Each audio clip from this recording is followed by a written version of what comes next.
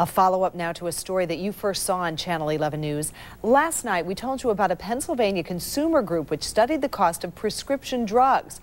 The study claimed area seniors were overpaying as much as 234%. Tonight, Channel 11's Newlyn Archinal tells us where seniors can turn for help. Whether you're a senior living in Allegheny County or anywhere in western Pennsylvania for that matter, you may be eligible for a program called PACE. It stands for Pharmaceutical Assistance Contract for the Elderly, and for some seniors, it is the answer to their prayers.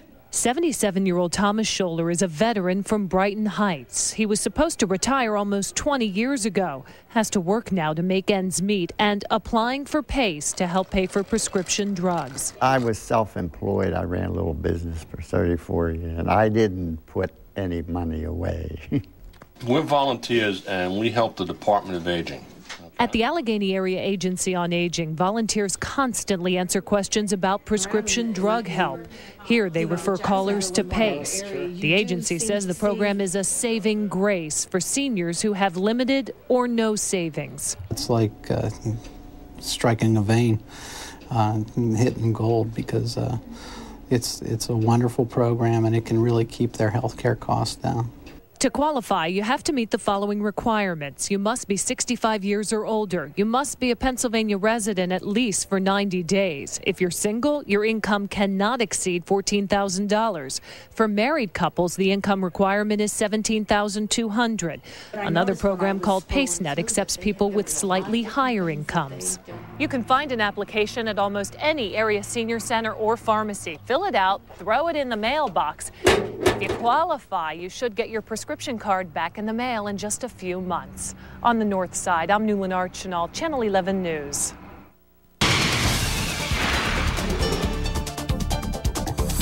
Weather coverage next. We'll go from rain to a chance of a little snow. Your up-to-the-minute forecast is next. Plus, we're still working on new information on the lunchtime shooting at the Wilkinsburg McDonald's and Burger King. Don't go anywhere for up-to-the-second coverage.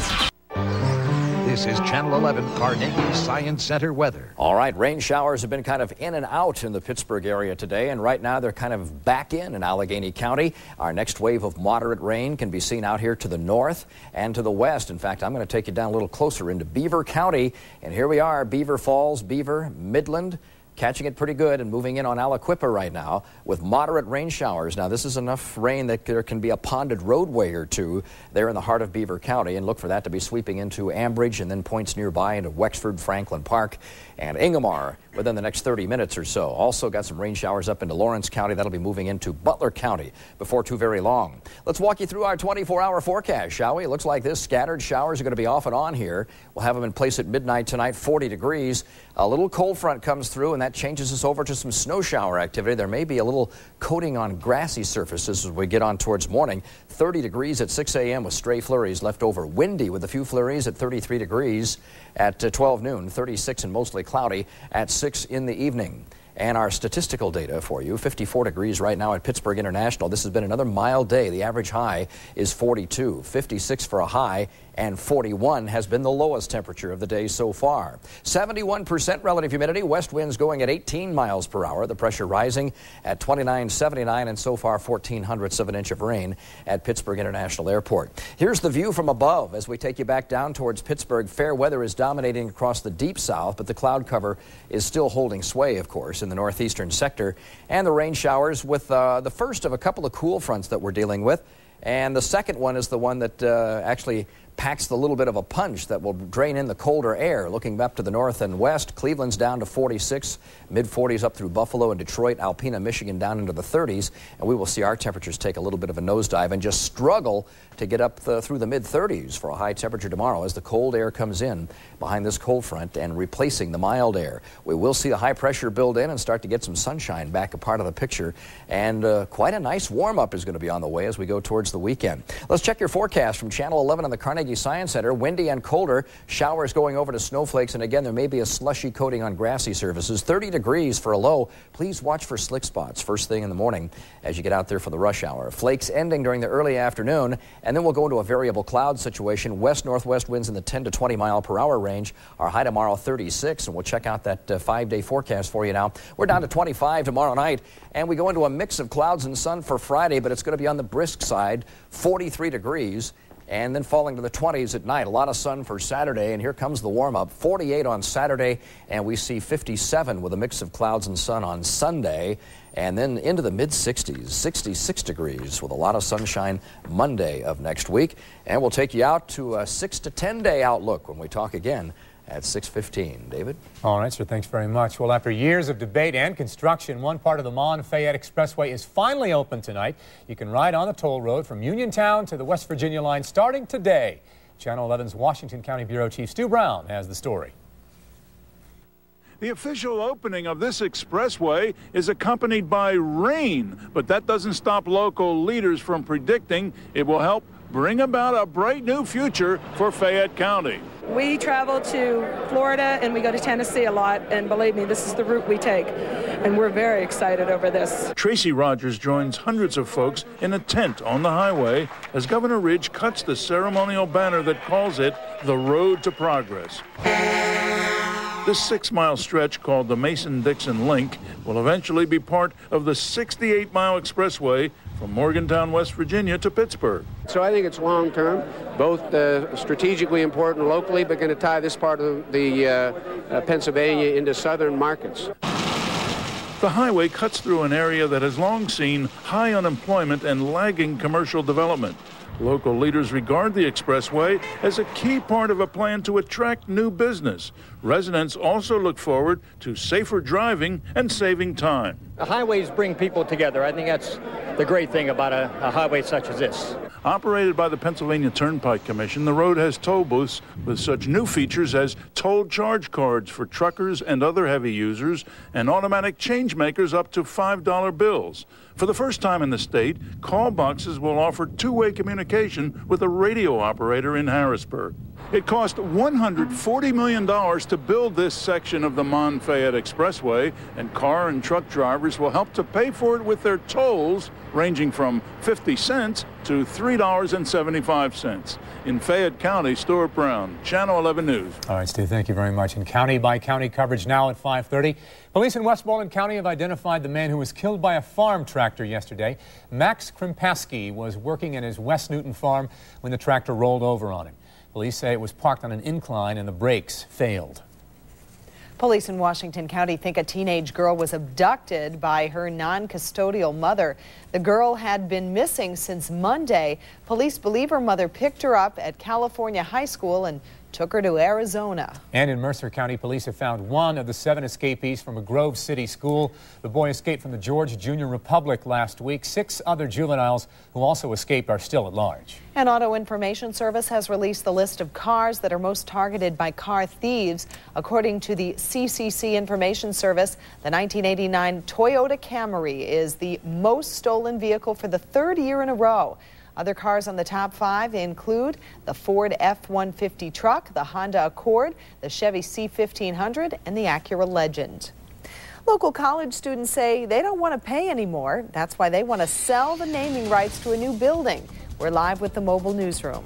And new at 6, Live Team 11 coverage, of course, of the day's big story of shooting spree in Wilkinsburg. New at 6, you'll hear from the negotiator who talked the gunman out of the building. And more local coverage, fire sweeps through a kennel, killing dozens of pets. You'll hear from a firefighter who risked his life to trying to save the animals. And new at 6, new details on the efforts to improve this dangerous road used by thousands in the South Hills. Local coverage you can count on, new at 6 on Channel 11 News. A major power surge in Washington County could result in 100 new jobs. Pennsylvania Transformer Technology in Canonsburg has been awarded a 5-year contract to make power transformers.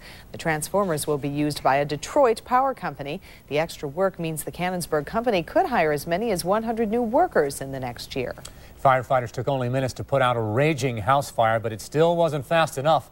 We're covering the nation beginning in Los Angeles. A fireball quickly spread through this house this morning. One person was killed there. No word on what caused the fire. In Los Angeles, actress Halle Berry could face felony hit-and-run charges. Police say Berry ran a red light, hit another car, and drove off without checking on the other driver. Berry suffered a forehead gash that required 20 stitches. Her publicist issued a statement that said Berry didn't know anyone else was injured. Republican presidential candidate George W. Bush campaigning in Georgia today after yesterday's primary victories in Virginia, North Dakota, and Washington State. Bush beat John McCain by 9 percentage points. This puts some pressure back on McCain, who won in Michigan last week. Both candidates have to build up some steam before Super Tuesday. We're getting new details right now on our big story of the day. Gunshots ring out, hitting 5 people in Wilkinsburg. We have continuing live Team 11 coverage, new at 6. And next, local students fed up with college fees propose a new way for someone else to foot the bill for a new building on campus. That's coverage you can count on. It's back in just 90 seconds. Tonight, students at a Butler County University say they are sick and tired of paying a fee to build a new recreation building, and they say they have an idea to eliminate the fee by selling naming rights. Channel 11's Butler County Bureau Chief Ron Jay is live now with that story. Ron? Well, David, 2 former groups of student leaders voted to build the new rec building, pay for it with student fees, and then name it after a retiring president of the school.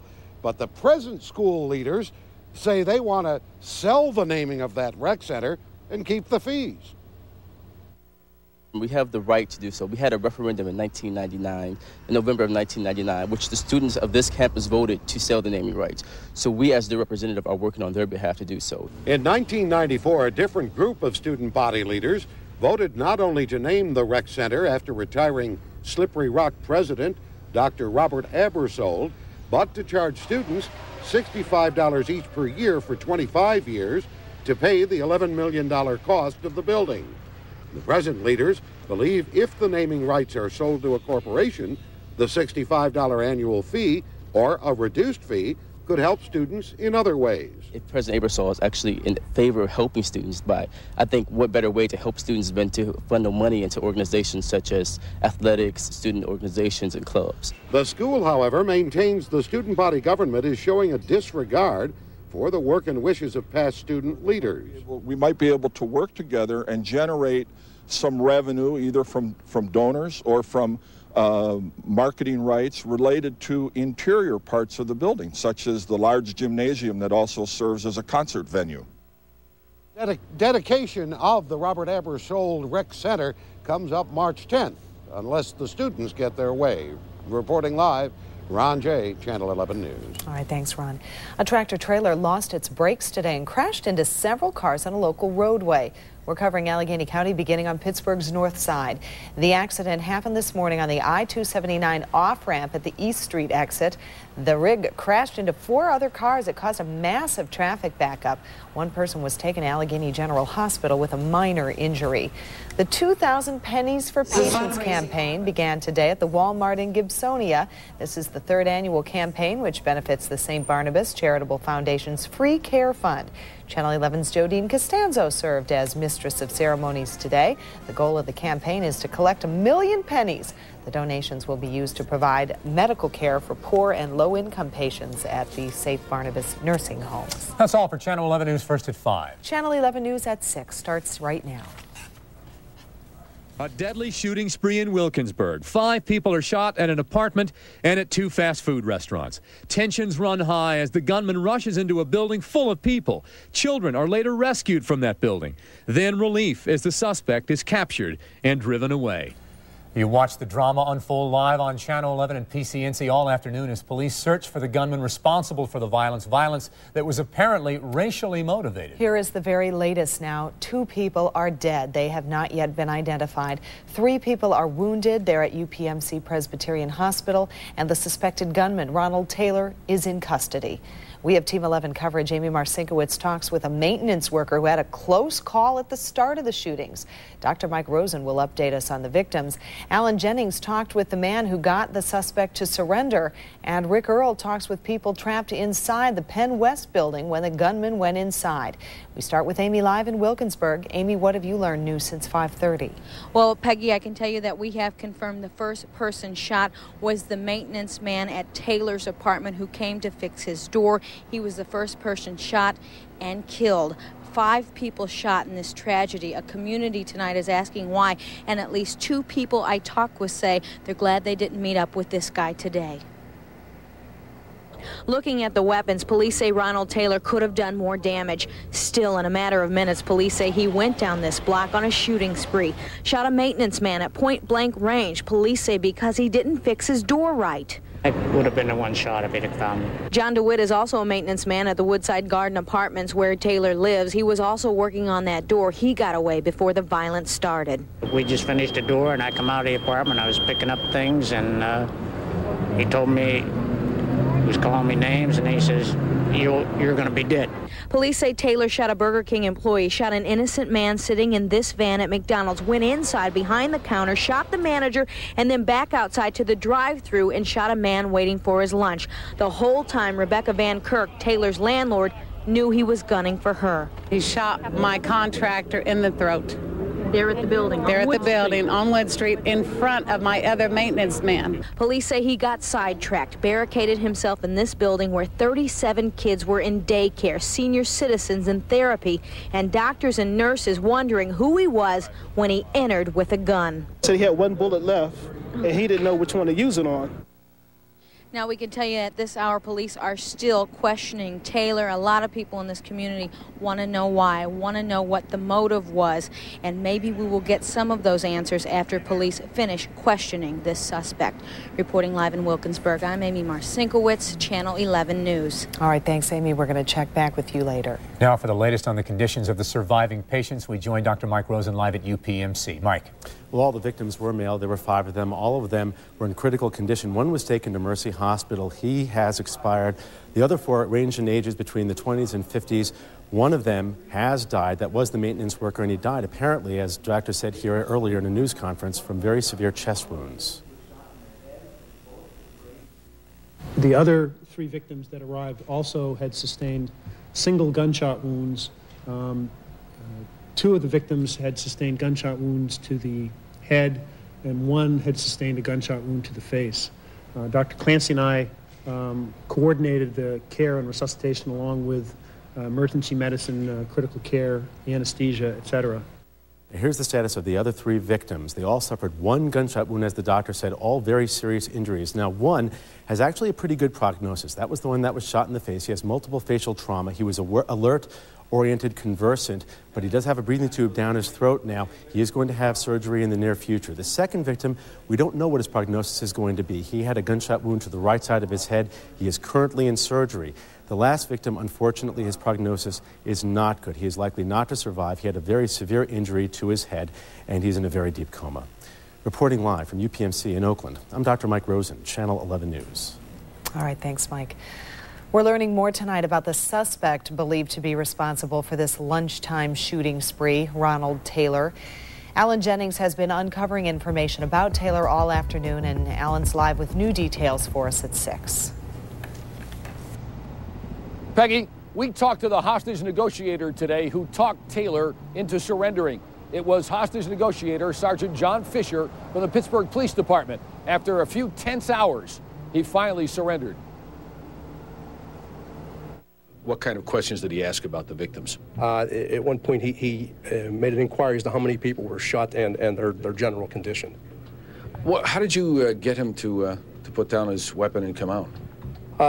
Obviously, that was a choice of his own. The only thing I could do was talk to him and try to persuade him. I think that largely took place due to the fact that he was concerned about his mother. He has a 65-year-old mother, and he was back and forth between taking his life. versus having his mother see him spend the rest of his life in jail. Those were his thoughts, and I just tried to emphasize to him that at least he had an obligation or concern for his mother, and that he should, opt to surrender. Did he ask for anything? Did he make any demands or ask for water, cigarettes, or anything? He never made any demands. He asked for cigarettes at one point, and then he asked for water. I tried to get an exchange for him to at least set the gun down. He held it in his right hand the whole time. He wouldn't agree to that, but for good faith, we did give him some cigarettes and some water. Taylor is in the Allegheny County Jail tonight. There is no word on when he is going to be arraigned. There's a news conference set for 10 p.m. tonight here at Wilkinsburg Police Department on the steps of the building. We'll be there. Live in Wilkinsburg, Alan Jennings, Channel 11 News. Okay, Alan, thank you very much. It was, of course, a terrifying afternoon for local parents. The Penn West building also houses a daycare center. This was one of the most dramatic scenes of the day. Parents and police rushed to escort the 37 children out of the building to safety. Police say the gunman was never near the daycare, luckily. Parents tell us, though, that's little consolation. Traumatizing. The only thing that was going through my mind that this man was going to either get the kids and shoot them. Never knew what was going to happen. I was just gone. My mind was blank, just blank. The children were kept away from the daycare for nearly an hour after the gunman surrendered. And the people in that daycare weren't the only ones trapped in the Penn West building. Chopper 11 over that scene right now. The scene was a tense one right up until the time the suspect was led out of the building. And Rick Earl talked with some of the people trapped inside with the suspect. Rick. Well, David, the gunman went into the Penn West building. That building, of course, you see behind me right there where the light is on inside the building. Police say he never took any hostages, but many people who work here were trapped inside. I came outside, there was 3 shots fired right across the street there. Kevin Campbell is the manager of this drugstore. He heard the gunfire and retreated into his store. I heard the 3 shots and then people running. Then what did you do? Came back into the store. Well, we was coming out for a break. This woman was on her way out of the Penn West building when the gunfire erupted. As soon as we hit the door, there was some gunshots and everybody was running towards the door. And we all ran into the building when they mentioned gunshots. She and her co-workers ran into the Wilkins house right next door. The building was full of police. Yeah, they was full of police. And then we was worried because some of our clients' kids is upstairs at the daycare, and that's what our major concern was about the kids. A little scary. We didn't know what was going on. Janet Lukic works in the Penn West building. She was trapped inside with 10 co-workers. We just all kind of stayed together, so we knew we had all 10 people at the same spot, but we phoned our family and friends to let them know we were okay. And now, throughout the standoff, police did manage to evacuate a number of people from the Penn West building. Now, many workers were understandably upset and decided to go home, but I did talk to a few workers who opted to go back to work. For now, reporting live in Wilkinsburg, Rick Earl, Channel 11 News. All right, Rick, thanks a lot. We'll go back live to Amy Marcinkowitz later in the newscast with the latest on the victims and the suspect. And tonight at 11, complete continuing coverage on the shooting spree. When the big story breaks, coverage you can count on is on Channel 11 News. We have more local news coverage, all new at 6 tonight. A little girl is mauled by a pit bull while playing on the playground. We're live to explain what happened. New details on the threat of a U.S. Airways strike. Find out why flight attendants say their chaos plan might not affect your flights. And local coverage, dozens of dogs and cats die when a fire breaks out at a kennel. You'll hear from firefighters who tried to save the pets. That's coverage you can count on Channel 11 News. A 6-year-old Westmoreland County girl is recovering tonight after a vicious attack by a pit bull. Sierra Moreshi was playing on a swing in a Charleroi park when she was mauled by the dog. Channel 11's Stacia Ertis talked to the girl's mother, and she's live to explain what happened. Stacia? Well, Peggy, this was a horrible attack on a little girl who loves dogs, and now her mother is calling on pit bulls to be outlawed. Now, here's what happened. Apparently, the pit bull's owner let it wander without a leash over to the busy playground where it brutally attacked Sierra. The owner then took off running with his dog, an 8-month-old female named Rage. Glenn Shipley of Animal Control helped track them down.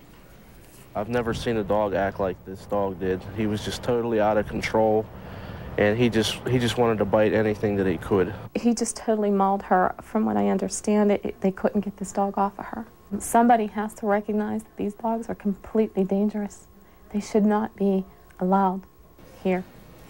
Now, the dog's owner, Steve Chestnut, is known to police. He is now facing reckless endangerment and leash law charges. But Sierra's mom says that's not enough. Her daughter suffered a partially severed ear and bites all over her body. Now, the dog was destroyed. We did learn today, though, it did not have rabies. Still, Sierra's mom says it's going to take a while for her daughter to recover, both physically and emotionally. Reporting live from the newsroom, Stacia Urtis, Channel 11 News. Okay, Stacia, thanks a lot. Tonight, we're asking your opinion on the first-grade school shooting in Michigan. Prosecutors say that child is too young to face charges, but should the adult who gave him access to the gun be held responsible for the 6-year-old girl's death? The results are overwhelming. 286 of you say yes, 26 say no.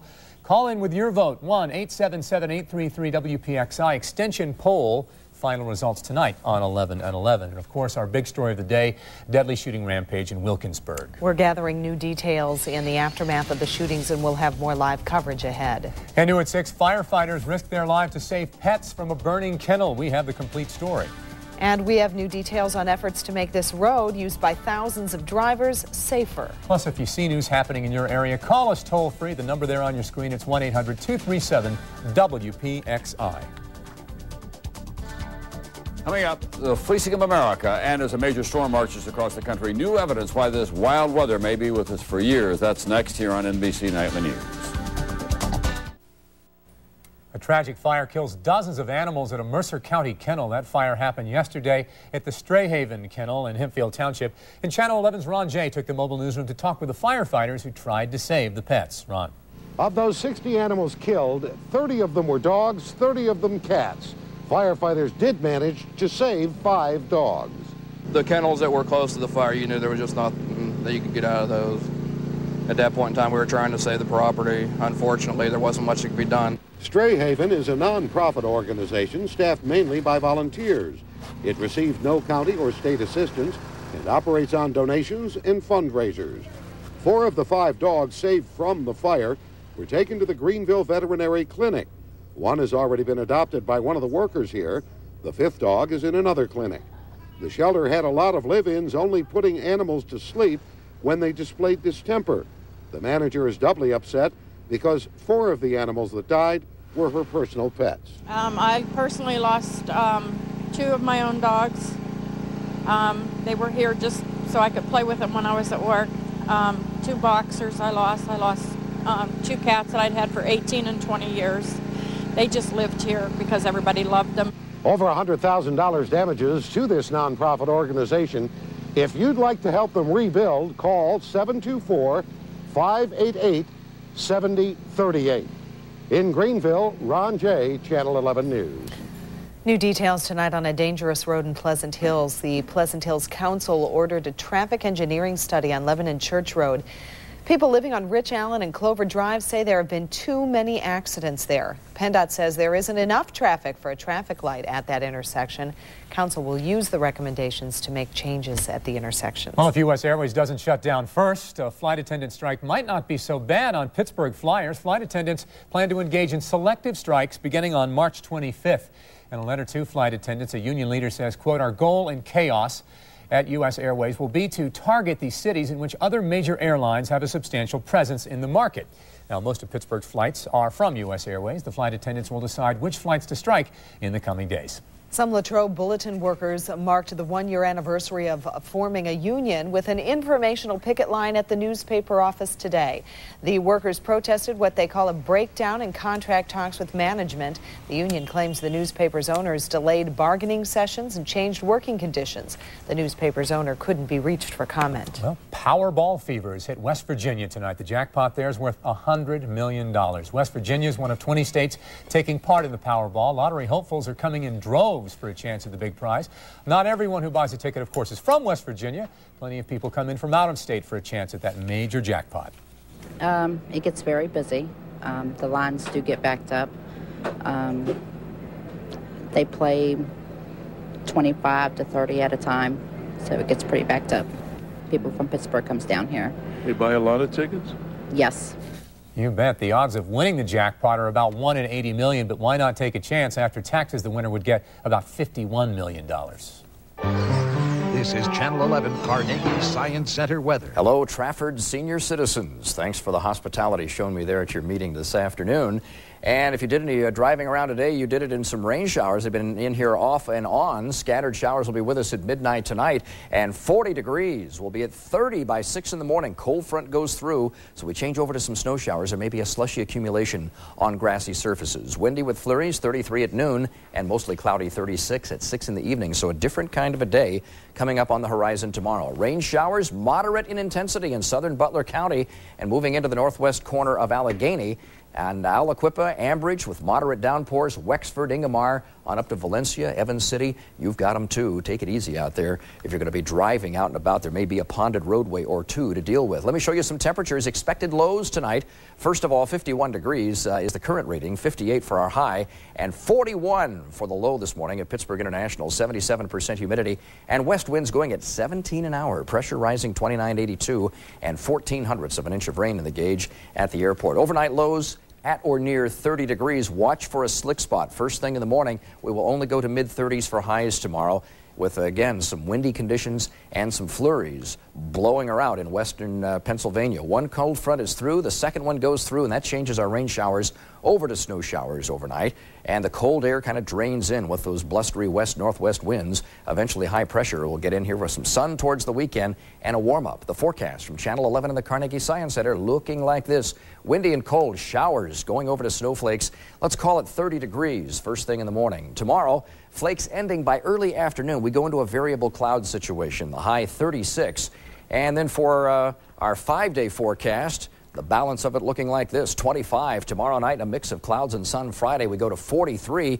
And then the warm-up gets rolling. 48 on Saturday with sun. Partly sunny, 57 by Sunday. And a lot of sun and 66 degrees on Monday of next week. We're going to take you out to the 6 to 10-day outlook now. Picking it up Tuesday, March 7. Partly sunny, 50 degrees. Look at Wednesday. Clouds thickening. There'll be some showers by evening. 67 degrees for the high. And showers and thunderstorms around here Thursday, March 9, a high of 56, and then a little brief cool down. We go to 42 on Friday the 10th with a mix of clouds and sun, and in the mid-40s on Saturday, March 11. And so there's your forecast for the next 10 days. Back to the desk. Yes, sir. Thanks very much. Well, Hempfield Township supervisors have turned to a lawyer to handle contract talks with the road crews there. Twice last month, union members refused to work overtime to remove snow. Now, township supervisors have hired a professional labor attorney to jumpstart negotiations with Teamsters Local 30. Both sides have met several times since the contract expired December 22nd, but little progress has been made. The federal government is offering low-interest loans to homeowners and businesses damaged by last weekend's flooding. The federal loans will be given to residents and business owners in Allegheny, Fayette, Greene, Washington, and Westmoreland counties. Homeowners can borrow up to $200,000 to repair primary residences. Our live team coverage of the day's big story continues. In just minutes, we're back at the scene of today's deadly shooting rampage to recap the latest information. I'm Sam Nover. An arbitrator reduces the John Rocker suspension. The details are coming up. And the Steelers officially announced the signing of a new quarterback today. The sports is straight ahead. Triple Team Traffic, only on Channel 11 Morning News. Coverage you can count on. Welcome back. The Steelers finally admitted today what the rest of the world knew on Monday. They have signed free agent quarterback Kent Graham to a 3-year contract worth $5.1 million. In order to do so, the Steelers had to rework the contract of fullback John Whitman. The 31-year-old Graham was not re-signed by the New York Giants, where over the past 2 years he was 10-5 as a starter. It was a situation that he reflected on when he visited Pittsburgh just a week ago today. Yeah, in '98, I thought I was going to be in New York for a long time, and you know, I was 10-4 there as a starter, and so I felt like I had done a good job there, and feel like I am a starter in this league, and I just need to get an opportunity to get in there and play and prove that somewhere else and continue to get better. In what could only be described as a victory for the Baseball Players Union, John Rocker had his suspension cut in half today. The ruling handed down by an independent arbitrator reduced his suspension to the first 14 days of the regular season and allows him to report to training camp tomorrow. In addition, a $20,000 fine was cut to $5,000. I think that John realizes that he needs to mend his place on this team with his teammates, first and foremost, and I believe that that's his intention. The other negative story in baseball: walked into a drug rehab center today in Tampa, Florida. Yankees outfielder Darryl Strawberry issued a statement saying that he intends to stay in rehab for the foreseeable future. He has been banned from baseball for 1 year. Penguins have taken their 5-game winless streak to Western Canada for the start of a 2-game road trip. They play in Calgary tonight, in Edmonton on Saturday. Jaromir Jagr, by the way, continues to undergo a treatment on his thigh at home after being released from the hospital yesterday. And, of course, John Fedka will have highlights, early highlights of that Penguins game, which I believe starts about 10:30 tonight. He'll be around at 11. All right, John.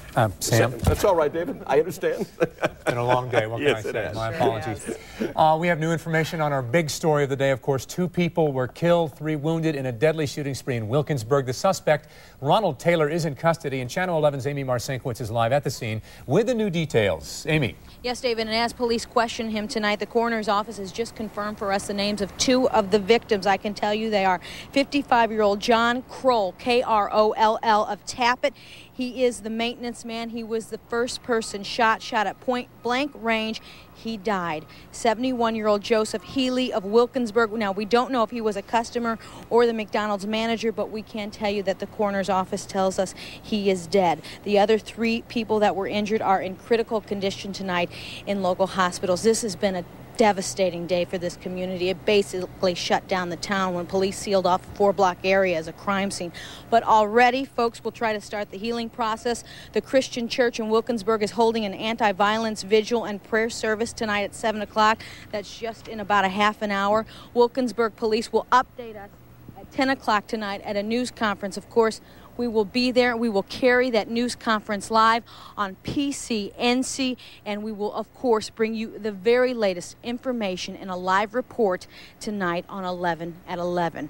Reporting live in Wilkinsburg, Amy Marcinkiewicz, Channel 11 News. All right, Amy, thank you. And you can talk with us about today's tragedy on Talkback on PCNC. The number is 333-PCNC. I'll be along to take your calls in just a couple of minutes there on PCNC. You can also send your messages online at realpittsburgh.com. And Darius and I will see you back here tonight for 11 at 11. Watch for news every hour for coverage you can count on Channel 11 News. Good night. To find out more about what's happening around town, log on to our website. The latest on today's tragedy in Wilkinsburg, straight ahead on Night Talk.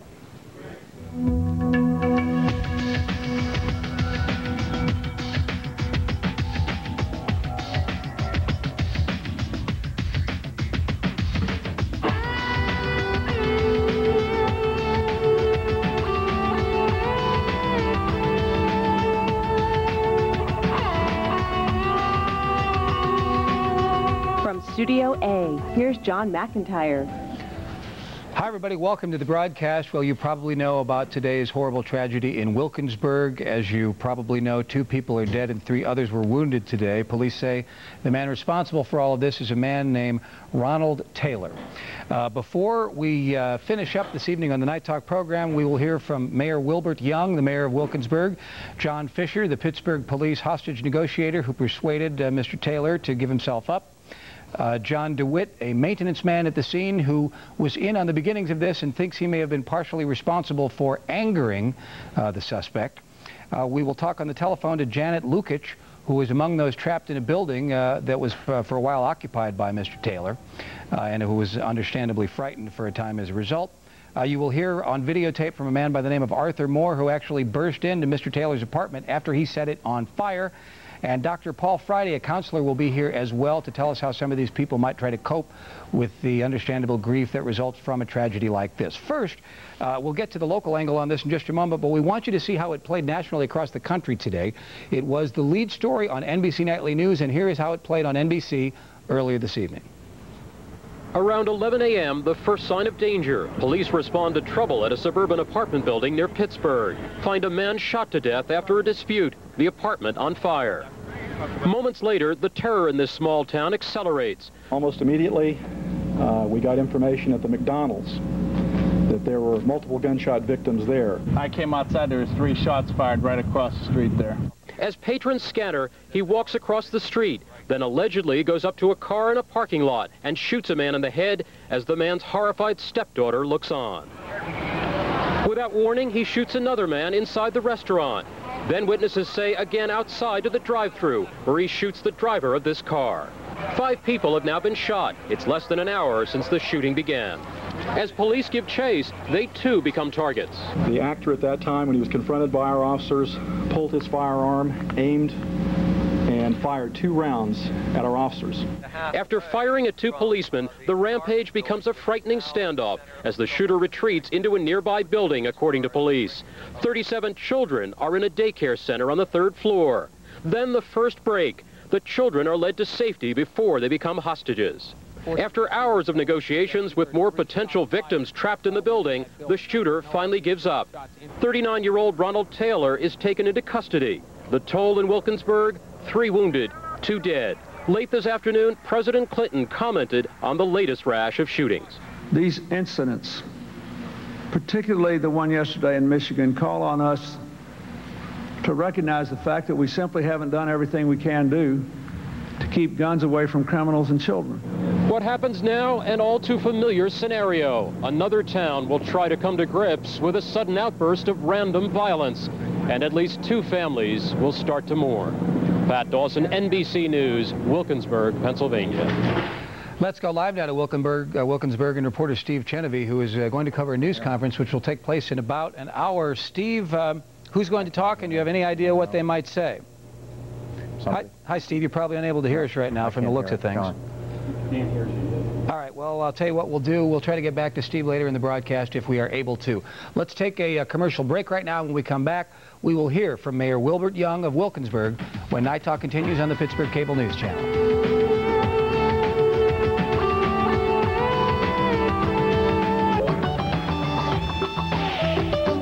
Let's go back live now to Steve Chenevey. We've established communication. Steve, where are you in Wilkinsburg? Who's holding the news conference at 10? And do you have any idea what they might say? Well, not at this point. Obviously, there's a lot that they could say, a lot of things to talk about, and a lot of people in town are talking. One of those conversations going on behind the closed doors of the City Council chamber right now, inside the mayor, police chief, and other city officials, trying to decide how they're going to continue to look into this situation. We'll learn more at about 10 o'clock when we expect to hear more from them. Around town, obviously, everybody talking about this incident. I guess you could say that the overwhelming reaction is shock. A lot of people saying that, sure, they might have heard a few bullets ring through the air before, but nothing like this. They liken it to the other incidents like in Michigan yesterday and other shootings around the country, saying we didn't expect anything like that would ever happen in the Pittsburgh area. Well, here we are, and it's happened. So a lot of people trying to accept that and get used to it. People having all kinds of reactions. One man we talked to who was actually inside the McDonald's today, a World War II veteran, said it was like a combat zone, and that's how he likened the experience that was going on today. A lot of people praising the police for their actions as far as what unfolded throughout the day. And I can tell you, for being here all day, hundreds of police officers from all over the area converging on this activity. The big question is tonight, obviously, what drove this guy to do this, and that's what's on the minds of a lot of people here in Wilkinsburg tonight, John. Steve, we know we'll hear from you later on at 10 o'clock and again at 11 on Channel 11 News. Thanks so much for joining us briefly tonight. Anytime, buddy. Appreciate it. Let's talk now to Mayor Wilbert Young of Wilkinsburg, who has joined us. Steve obviously doesn't know that the police chief may be behind those closed doors, but the mayor is with us here in the Night Talk program. Mayor, welcome. Thank you. From what you've been able to determine, do you have any idea, I'll put the question that Steve raised to you, what drove Ronald Taylor? We don't. We have absolutely no idea what drove him to this situation. We look at our records, and we have never found an incident where we've ever been called to his residence. We don't have, at this point, we can't find any relationship that we've had with him that would have indicated that this might occur. As you know, there have been suggestions that he made comments to some people that he was angry at white people. Have you heard about that, and have you been able to find anything more out about it? Yeah, we have heard that, and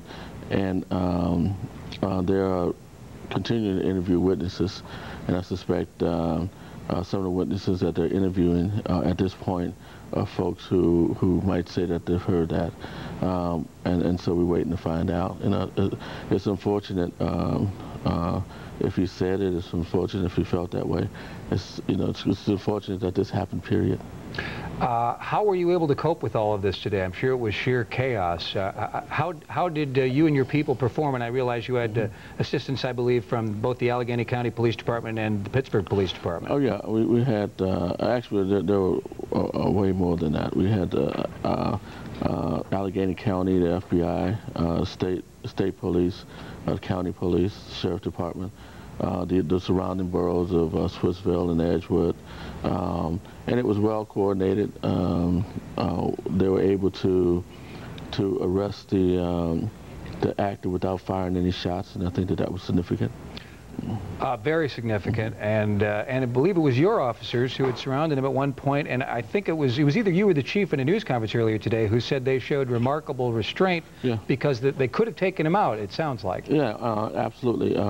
He actually fired 2 shots at them, and I guess at that point they had an opportunity to do that. They didn't. No one else was hurt past the 5 people. He's under arrest, and now we might be able to find out what drove him to do this. Are you worried about the impact, short-term or long-term, on the town, this kind of a horrible tragedy? Yeah, I mean, it's absolutely. I still feel sort of numb about this, and I got to believe that most of the folks in the community feel the same way. This is something that's impacted every single resident of the borough. So it's something that we're going to have to look at how we get through it in the short term and in the long term. Are you beginning to formulate any plans? What do you do tomorrow to start helping people cope and sort of putting all of this in perspective? Well, we've even started tonight. We've had teams out providing counseling to people who feel that they needed it, and there were some folks who were taking advantage of that. Wilkinsburg have always been called the city of churches, so I suspect that the clergy is going to play a significant role in that. The churches are a significant part of everything that happens in Wilkinsburg, so we're going to have to continue to rely on them to play a role. We may take a few phone calls for our guests tonight, not too many. 333 PCNC is the number to call. Betty is on the line for the mayor. Hi, Betty. How are you tonight? Betty, still there? I'd like to have a question for the mayor. Mm-hmm. I commend them for what they did today, the black and white officers. And they're quick to judge when a white man kills a black man. Now, this man come out forward and said he hates all whites and he's going to kill them. Then they wonder why our cops are on their defensive all the time.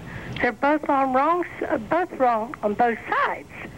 Betty, thank you for your call. And obviously she's referring to all of the racial tension that has existed, and we'll find out more just how central that was to this case, and I realize you're still investigating that. But would you care to comment on all of that? My position is that it's wrong if anyone attacks anyone for race. Whether it's a black person attacking a white person attacking a black person. That's the wrong thing to do. It's a hate crime no matter which way it goes. And if this occurred, and we're not sure it occurred for this reason, but if it occurred, it was the wrong thing to do for that reason and for any other reason. Mayor Young, we know you've got a busy evening ahead, and we will let you get on your way. Thanks so much for coming on the program tonight. Thank you. Mayor Wilbert Young, you'll be seeing him on the days to come, not only on the local news stations nationally, but I think starting tomorrow morning on all of the major network national shows. Back in a moment with the hostage negotiator who persuaded Mr. Taylor to give himself up when Night Talk continues next. The official transportation provider of Night Talk is Pittsburgh Limousine. Whether it's for business or a special night on the town, Pittsburgh Limousine is the one clear choice in transportation.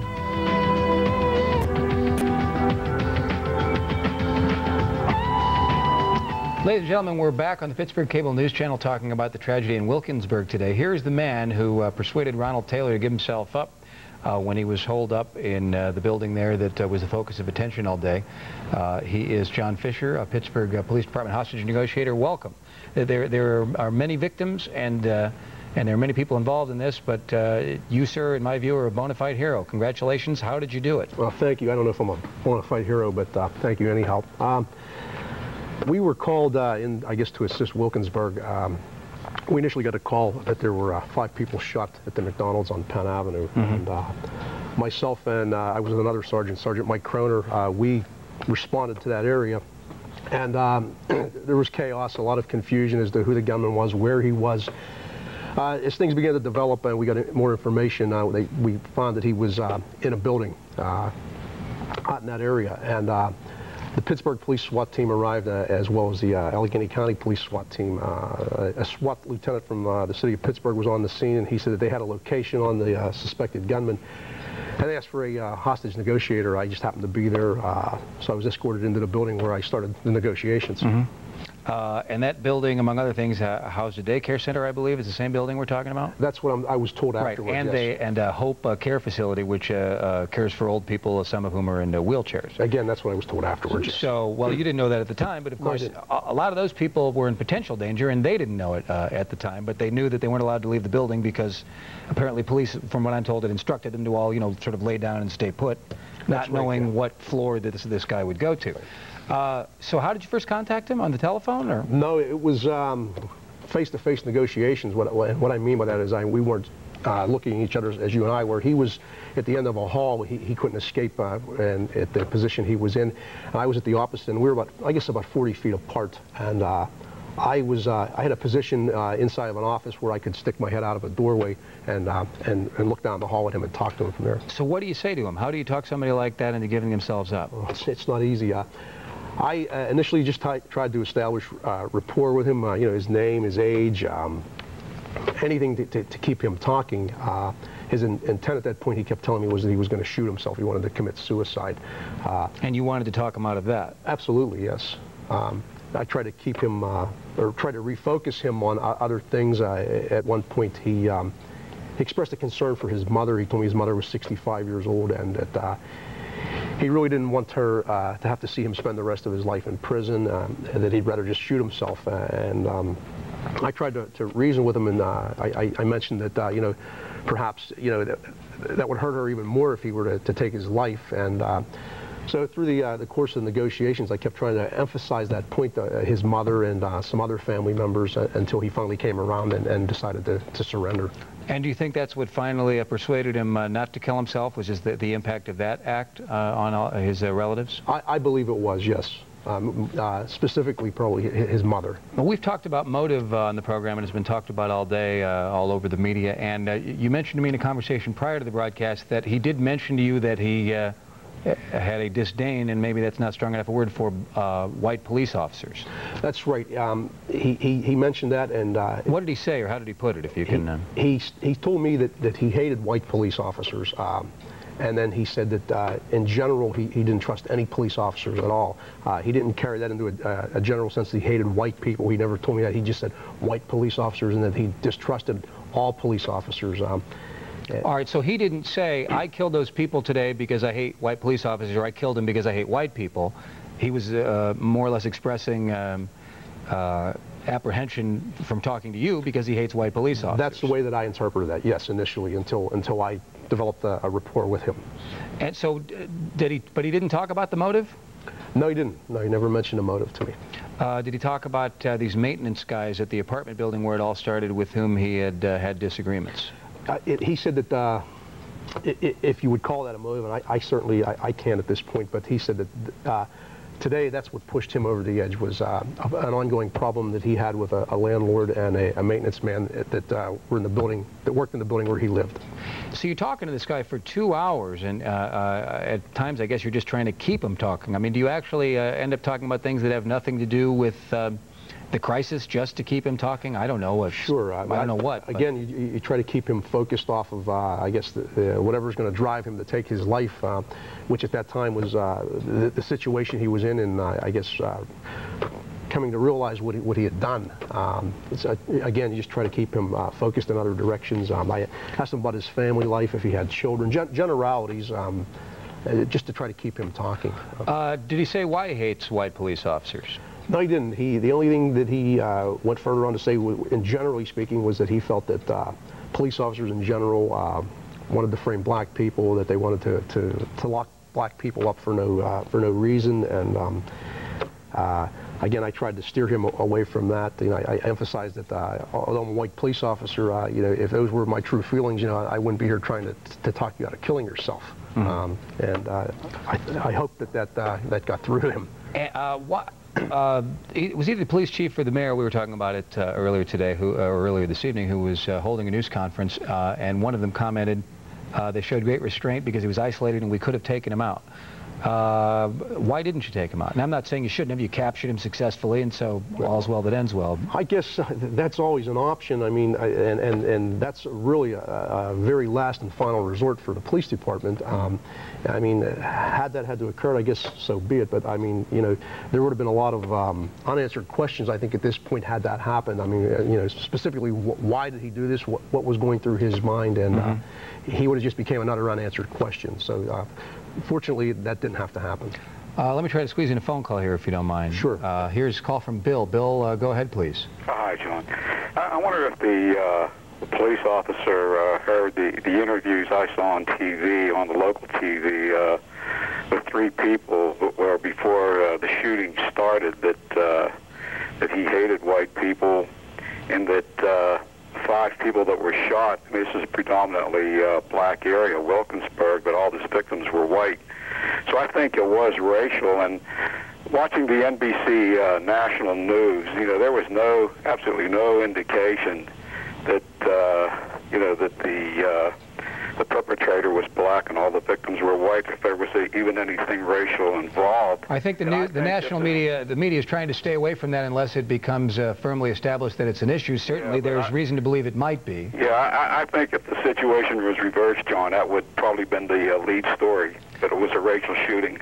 Bill, I appreciate your call and I understand your point. You probably don't have, I assume you don't have any comment on that, or if you do, please go ahead.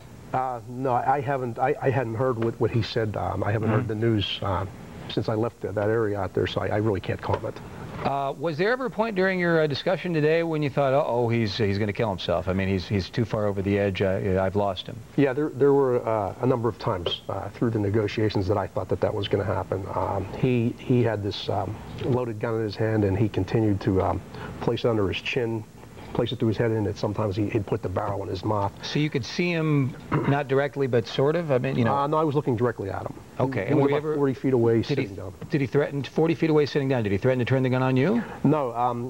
Inadvertently, while he would be waving the gun, it pointed in my direction a number of times. But again, I had cover, and I made that known to him that I was concerned. And at that point, he told me that he didn't want to do me any harm. His intent was, at that point, was not to shoot me or harm me. So what actually happened when he finally put the gun down? Did he walk up to you? Did you walk up to him? Did he put it on the ground? I tried to use some suggestive reasoning. I told him, when you surrender, this is what we would like you to do. And I gave him specific instructions about the gun and any other weapons that he had. I asked him to lay his gun down along with any other weapons that he had, which when he did surrender, he did. He stood up and he actually unloaded the gun, and he kicked it down the hall to my position. He then removed a knife from his pocket, just like a 4-inch pocket knife, and he did the same with that.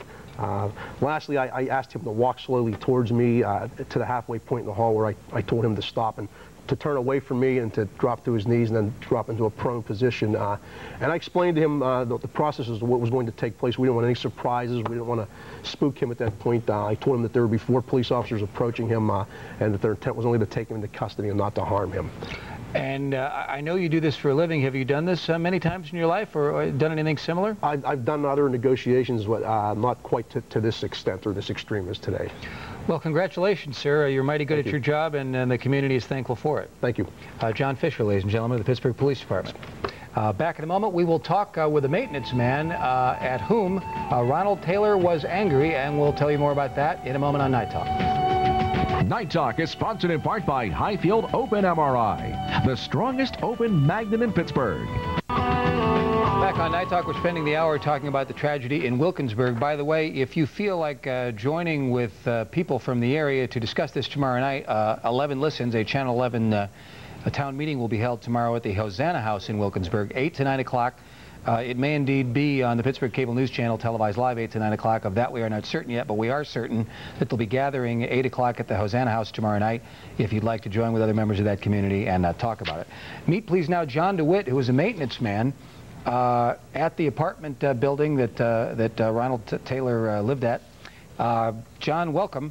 You know this guy from before, and he had sort of a battle with you, or running verbal dialogue. Tell us about all of that. Well, he just didn't like me. And when we were putting the door up, he called me a white racist pig. And that was today. You went to put a new door on his house. Right. And why did he start calling you a white racist pig? Just didn't like me. He called me white racist pig, white trash. He was calling me everything, and I tried to ignore him. Finally, I told him, I said, why don't you just shut up? And he just kept on. All right, so when you said, why don't you just shut up, did he threaten you in any way? No, he just kept mouthing off the whole time. I know from a conversation we had before we went on the air, at one point you mentioned, I think you picked up a hammer because you thought maybe... Well, we were done. We had finished the door, and we were out in the hall, and he came out like in a threatening way, and I picked up the hammer because I wasn't sure what he was going to do. And that's when he told me, he says, you're a dead man. He says, you have to come in this building sometime. But I just blew it off. I didn't... You thought it was an idle threat? Yeah. But then there was another woman come up the hall, and I went to her apartment. Well, after we'd taken our tools down, I went to her apartment, and... Because she had some maintenance project. Yeah, she had a door locked if she couldn't get open. And I went to her... Well, we went down to the first floor, and then I went back up to her apartment, which was on the same floor. And went in there, and apparently we passed each other somewhere on the line. If he'd have found me, he'd have probably shot me. So you might have been hanging around his apartment, had this other woman not come to you with the problem with her door, and he might have found you, in other words, and you might not Yeah, I would have been outside with the one he shot. Now, have you fixed things there before and had battles with him before? Yeah, when he first moved in, we had trouble. Trouble with him. Is it really, I mean, is it the landlord he's mad at, or is it you guys? Both of us. Huh. He was mad at both of us. Now, you knew the maintenance man who he shot and killed one who died earlier today, at least according to police and according to the reports we've received. And his name again was? John Kroll. And I'm very sorry to hear that, because were you guys fairly close? Yeah, I liked him one heck of a lot. And you guys have been working there together as maintenance guys yeah, for a while? Right around 5 years between him and I. I was working. He's been there a lot longer than that. But that's who I started with when I first started up there. And according to you, Ronald Taylor, he was calling him names too, right? I mean, it was... No, he never said nothing to this guy. Really? And Johnny never said a word to him or anything. It was always me. He was always hollering at me, making remarks to me. How are you feeling tonight? How are you holding up in light of all of this? Well, it's all right until I start thinking about when he died. Because, well, I really didn't know anything about it until 3:30 this afternoon. I knew he was shot. But did you just hear about it on the news or something? No, they had me up at the building. They wouldn't let me go. The police had me up there doing interviews. But you didn't think, even though this guy was, according to you, calling you a white racist pig and he'd exhibited anger towards you a lot, you didn't really think he was going to snap and really go over the edge? No, I didn't. I don't know what caused him to go over.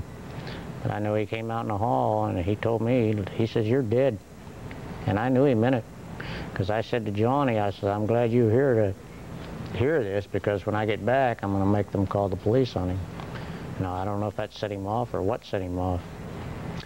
You think he may have overheard you telling... Oh, he was standing there when I said that. Okay, so he knew there was a possibility you were going to call the police. Right. And you would have done that just because he was threatening you and... Right. And when he did threaten you, how did he threaten you? He was standing right face to face when he did this. And what did he say? He said to me, he says, you're a dead man. I just took it as an idle threat. I never thought he'd shoot anybody. In your previous encounters with him, he'd expressed anger. You said, any statements about not particularly being fond of white people? Well, not any of that. He just asked me if I was racist. And I told him, no. I said, I have a good friend that's a colored man. And he says, well, he says, you're racist. And that was it. So I didn't pursue it anymore. I went back. He had called the office and told him I wouldn't do anything. And I told my manager, I says, maybe you ought to send, I work with another black man. I said, maybe you should send him over there. instead of me. And I was kind of leery about going over there today on kind of that. I kind of wish I hadn't. You mind if we take a couple phone calls here and see what some folks had to say? No, I don't know. Here is Art. Art, go ahead. Yeah, hello. I just want to say I'm glad you didn't get hurt, John. I'm enjoying the program tonight. All right, Art, appreciate your call, and I'm sure a lot of people, your wife is here with you. I know she's happy you didn't get hurt. Here's a call from Paul. Paul, go ahead. Yeah, John, I just wanted to make a statement. I mean, I know there's been, as you know, a litany of high-profile cases, not just here in Pittsburgh, but across the country, of incidents involving law enforcement officers and minority members of the community. And, I mean, this particular suspect was clearly wrong for choosing this course of action. But I think society is going to continue to be at risk of further incidents like this until there's a greater mutual respect between law enforcement officers and members of the community, and just, you know, just respect in general. Well, you could be right, although I don't know. In my view, it certainly doesn't justify any of that, even though, you know, there just tension exists, and there have been wrongs on both sides. But you know, no killing is justified by any so-called racial tension. Oh, I agree. I agree. I'm just talking about the atmosphere that generates this kind of tension and hostility. I understand, Paul, and thank you for your call. So you live in Wilkinsburg? No, I live in North Hills. Oh, well, that's right. Well, that's right. I should have known that because we talked earlier today. So are you going to keep your job? And I'm not going back there. No? No. All right, on that note, John DeWitt, we're going to let you go. Thank you so much for coming on the program. Thank you. Very nice to meet you. John DeWitt, who, but for a twist of fate, might not be with us tonight, and his wife is here, and she's very glad he is. Back in a moment, we will continue our conversation about the tragedy in Wilkinsburg today. Night Talk is sponsored in part by McCardle Surgical. Access your world.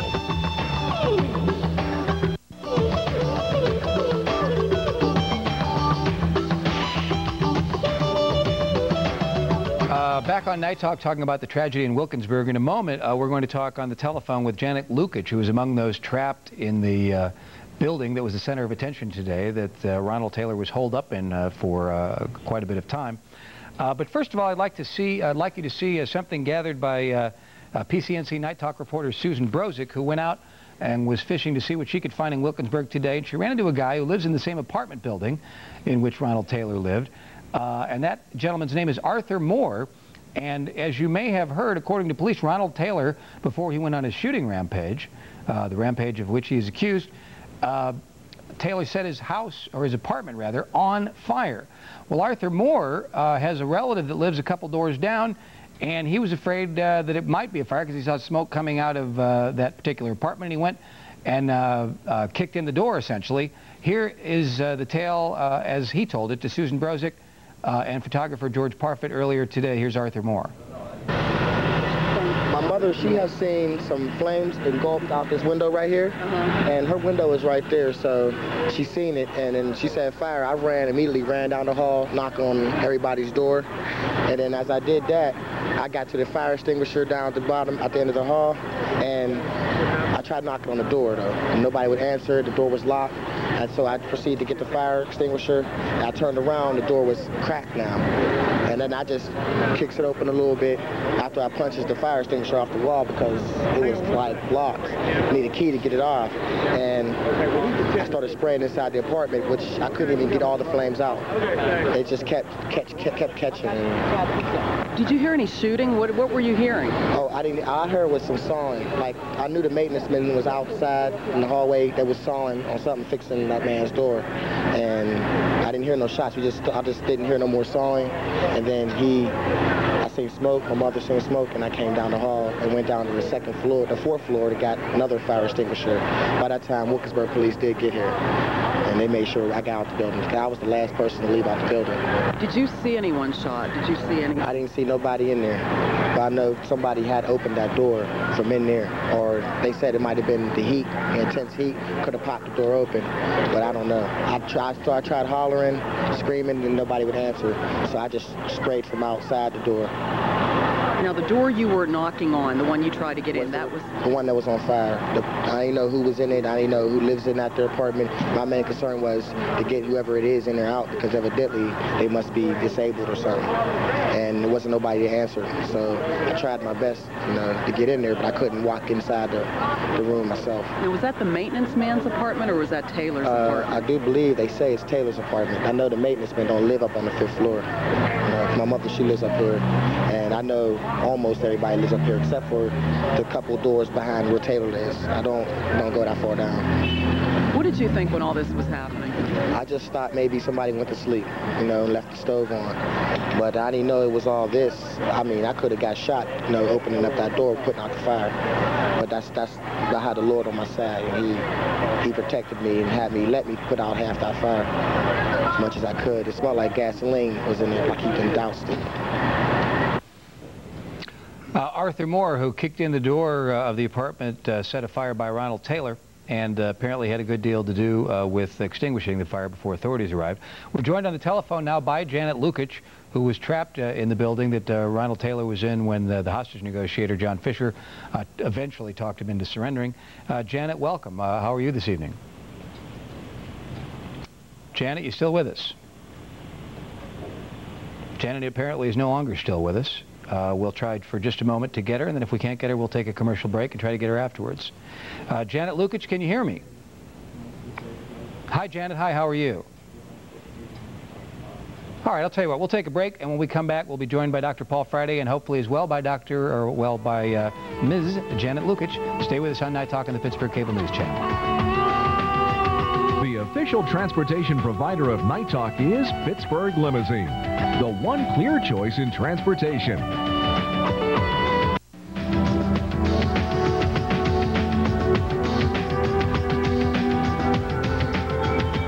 I believe Janet Lukic is with us now, and as we mentioned, she was trapped in a building, in the same building that Ronald Taylor was in until they finally talked him into surrendering. Janet, are you there? Yes, I am. So happy to hear you. And by the way, just what is I want to make sure I understand this, the name of the building. You work at Hope Care, correct? No, I work for Home Help. It's a home health agency. All right, Home Help. Yes. And among other things, you take care of a number of elderly people, some of whom are wheelchair bound. Correct. All right, but the name of the building which houses Home Help is? Penn West. It is Penn West, okay. Right. So there you are, and it also houses a daycare center. Correct. So there you were. How did you find out that any of this was going on? Tell us the story, if you would. Actually, it was around 11:30, and we heard multiple gunshots going off outside of our building. And when we got up to look, we saw a lot of people scattering on the street, right on West Street in front of our building. And then at that point, we saw multiple police officers with their guns, you know, ready to go. And it was kind of a stressful situation. We weren't quite sure what was going on, but we knew something had happened. And then somehow they contacted you eventually, right, and told you couldn't leave because the guy was in the building and your life could be in jeopardy depending on which way you went. Right. Yeah. Well, of course, we were looking out the window trying to figure out what was going on, and the police were just telling us to get away from the window for our own safety and to stay low. So that's pretty much what we tried to do. And when you say they were telling you that, they were just shouting that up at the window? Right, because they could see us looking out to see what was going on. All right, so you had a rather interesting tale. You had a cell phone and you managed to call your fiancé and sister? Well, yeah, I tried to notify my family before they heard about it on the news and became panic-stricken, so I was in contact with my fiancé and with my twin sister probably every 15 to 30 minutes just to let them know what was going on. And then they came down there and I guess were at least close enough to you that they could see the building. We're talking to you on a cell phone, as you said, periodically. Right. They were across the street at the Eckerd Drug, so I went to the window just to wave so that they knew that I was truly okay. What was that conversation like? Were you scared out of your mind? I'm sure they were very frightened for you. I think they were a lot more frightened than I was. We were not quite sure what was going on, and that's probably a good thing. Right. Oh, because you might have been more frightened if you knew there was a guy who'd already shot apparently 5 people one floor down. Yeah. Whenever we would contact our family members, they would fill us in as to what was going on because we had no idea. Right. How are you holding up this evening, then? I'm okay. I'm fine. Getting a deluge with a few media calls here and there? A few. But were you allowed to leave the building before the hostage crisis was resolved? Yes. Okay, so at some point they knew when he was isolated, and then they told you guys you could leave. Yeah, they felt that it was safe for us to evacuate the building. We evacuated right after they evacuated the daycare, and all the children were out safely. Wow. Okay, well listen, we're so glad that you survived nicely, and are you going back to work tomorrow, do you know? You know what, that I'm not sure of. Huh. I will if we're allowed. Okay, well listen, either way, we're glad you're alive, and we're glad you're still with us, and sorry you had to go through that today. But thanks for joining us on the telephone tonight. Thanks a lot. Janet Lukic, who, as we said, was in the Penn West building. Here now is Dr. Paul Friday, clinical psychologist. He is the chief of clinical psychology at UPMC Shadyside. Welcome back to the program. Thanks, John.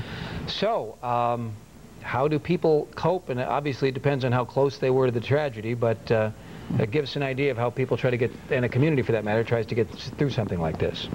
Well, those are two big questions, how the community does it and how did the individual who were involved in it. If you're splattered with the blood and you don't have a good foundation going into an event like that, the chance of you coming out of it unscathed is not good. So it's really the bedrock that you have before an event that would be what we call a post-traumatic stress disorder. That spun out of the Second World War, Korean War, when we realized that people who were next to their best friends and they had their heads blown off and they carried that forever. And in a lot of studies that were done on veterans, we learned the most effective way to help people work through those tragedies.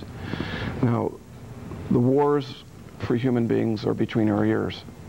Sometimes the battles that we display these wars in fall out into the world. And I think that's what happened to Mr. Taylor today. His torturing was between his ears. And how he viewed his world was a torturous world. And there was very little comfort or calmness that he could be living with because he saw monsters everywhere. We're all responsible for what we do and say. Our response to this is our obligation to be perhaps stepping back from these burning trees and take a look at this forest and see what could possibly drive a man to do something like that, and to think in patterns that just locked him into a labyrinth of non-resolution. It's a true tragedy. And some people are dealing with all kinds of guilt. Well, I assume, like, if not guilt, just very strange feelings, like John DeWitt, the maintenance man, who if he'd taken the wrong turn or decided to go back to that building or hadn't been contacted by that other woman to fix another problem, could be dead, yet his friend, who'd been working with for 5 years, is dead tonight. Yeah, and Mr. DeWitt and I were talking for a while before the show. And the maintenance man. The maintenance man. Yeah. And it's obvious that he's in shock. It's gonna take a little bit of time for him to sort out why it is that he's having this dinner and why this good friend of his did not. Because he should have been back up into that building. And what twist of fate has us in front of that speeding car or that falling rock or this crazed man who could not differentiate reality and fantasy? It truly was a psychotic break. Very innocent people paid the price of that trauma. Let me try to squeeze in a couple of phone calls. Here is Dave. Dave, go ahead. Hello? Yes, go right ahead, please. Hi, how you doing? All right. Yeah, I'm pretty outraged at this event, you know. I'm a delivery driver. I go through that. I drive through that street, you know, twice a week. And to know, you know, just to think that you have to feel like you're living in Bosnia, you know, to have to watch your corner, you know, watch your back, that some, you know, individual is going to, you know, go crazy and just hate the world and make other people pay for his pain, you know. What do you do? Do you carry your own weapons and protect yourself on the streets? Because some people will be tempted to do that. Right. Sure. Dave. You know, I have a gun. I'm a licensed. I have a license to, you know, carry it, but you know, I'd never use it. Well, now, if Dave came to you and said to express these concerns, what would you tell him? Well, it's what I'm going to say to Dave right now. A lot has to do with function location in our brain, that there are different areas in our brain that do different things.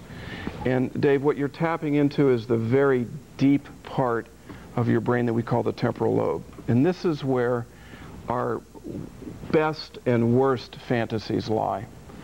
And what we're experiencing now is your worst fantasy. But it's no different than the other side of the coin of how you would feel if you hit the lottery. Now, I would ask you, what is the probability that you're going to hit the lottery?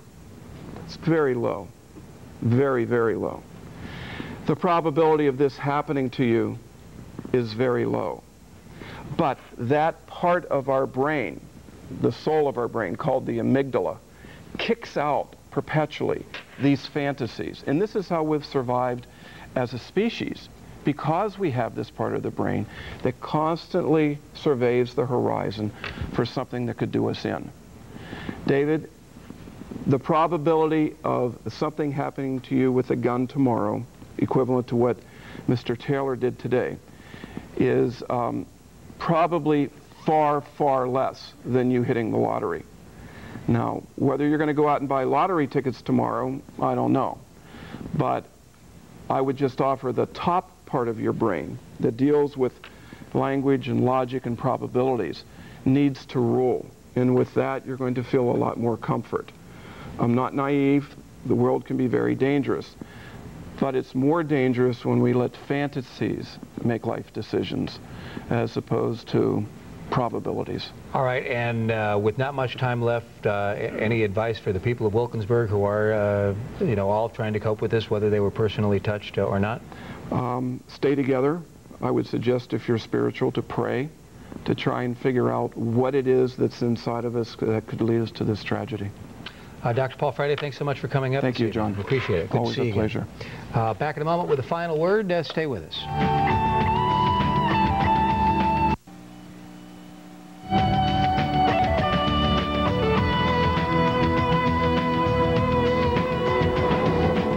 Well, tomorrow we will undoubtedly have more on the tragedy in Wilkinsburg, and as we mentioned, 8 o'clock tomorrow night, 8 to 9, a special Channel 11 listens at the Hosanna House in Wilkinsburg. It may be televised on PCNC immediately before Night Talk, 8 to 9. We're still checking on that. I suspect that it will be.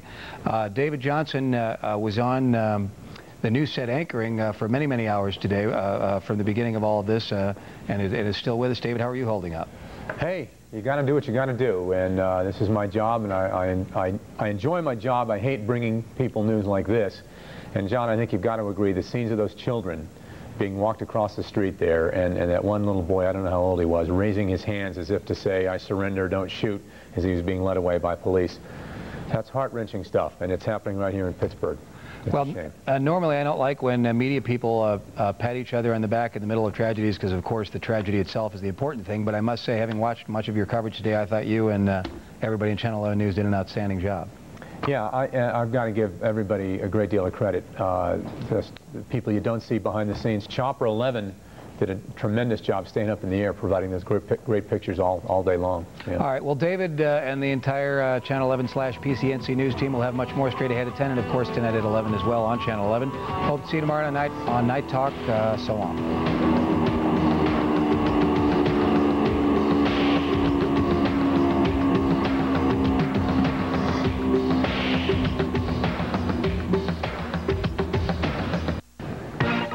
Rash of deadly shooting sprees hits home in Pittsburgh when a man opens fire at a local fast food restaurant. 2 of them, in fact, leaving 2 people dead. You're watching the original 10 o'clock news on Pittsburgh Cable News Channel. And around 11:30, we heard gunfire going off. We thought was gunfire, and when we jumped up out of our chairs, we realized that's what it was. SWAT teams led workers and kids to safety after shots were fired this morning in Wilkinsburg, but the damage was already done. 5 people shot, 2 of them killed. Good evening. Thanks for watching our 10 o'clock news right now. Tragedy grips the Pittsburgh area when deadly gunfire rings out at 2 fast food restaurants in Wilkinsburg. The first shots were fired shortly before 10 o'clock this morning, or 11 o'clock, I should say, at the Woodside Garden Apartments in Wilkinsburg. And from there, the gunman went to the Burger King along Penn Avenue, then to the McDonald's nearby. He was finally arrested shortly after 2 o'clock in the Penn West apartment building nearby. Wilkinsburg police are getting ready to hold a news conference concerning today's tragic developments, and that's where Channel 11 Steve Shenevy is live. Steve. Yeah, David, the news conference started just about a minute ago. I'm going to step out of the way and let you hear it firsthand from Wilkinsburg Police Chief Gerald Brewer. Yes, it has occurred. We weren't building much of a profile. We were actually following him apparently from from one location to the Burger King to McDonald's, and then till we subsequently saw him, and he fired the 2 shots at our officers, and ultimately went in the building. As I said, we didn't have a history with this individual. There were no telltale signs, no clues that would lead us to believe that this individual was somebody that we had to watch. It was just an isolated incident that occurred in our borough. Chief, does the evidence suggest that the suspect targeted his victims based on the color of their skin? I don't believe there's any evidence to that fact as of yet. I have heard comments that he was, or that he had said that he was going to shoot white people, but that's just from hearsay. We don't know that to be factual at this time.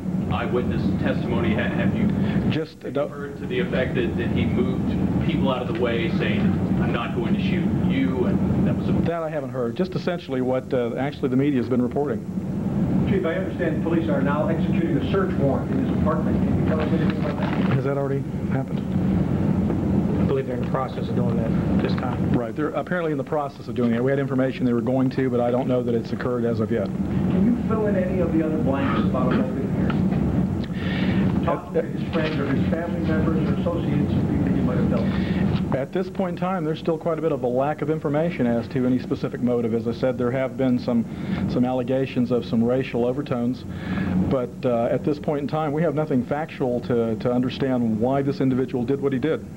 What do you know about the origin of this gun? Nothing at this point. It was a .22 caliber, I believe. Can you tell us anything about the identities of the remaining victims? I don't have those names, and I'm still not aware of the information as far as the next of kin, so I can't release any of that personally.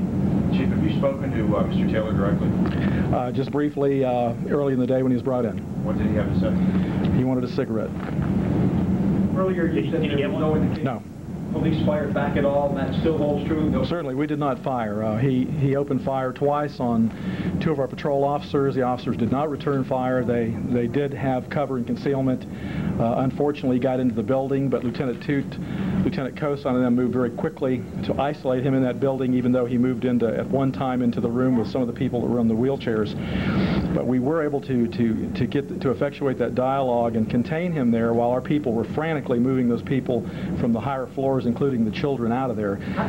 He did point his gun a couple of times at Lieutenant Toot and others, and they did. There again, with cover and concealment, they felt the need not to fire back at that time. Chief, it sounds like that your officers showed some very admirable restraint in that situation, because I'm sure that they were interested in protecting life and property. Could you comment on their conduct through the course of this? Well, certainly, that's part of our mission statement, that we value human life, and we obviously do not want to take anybody's life at any point in time. And as I said, it's easy to second-guess people, and what we did today we might not do tomorrow, but we did the right thing today, and I'm proud of the officers for what they did, and nothing further occurred after the ultimate shooting of the victim, so it was a good piece of teamwork. Chief, can you describe Taylor's demeanor? We saw him earlier being transferred. He had a smile on his face. Can you talk more about that? He seemed to be very nonchalant. He wasn't very verbal. As I said, he did ask for a cigarette. I inquired as to any specific needs he might have, like the restroom and things of that nature, and he just said he wanted a cigarette, and we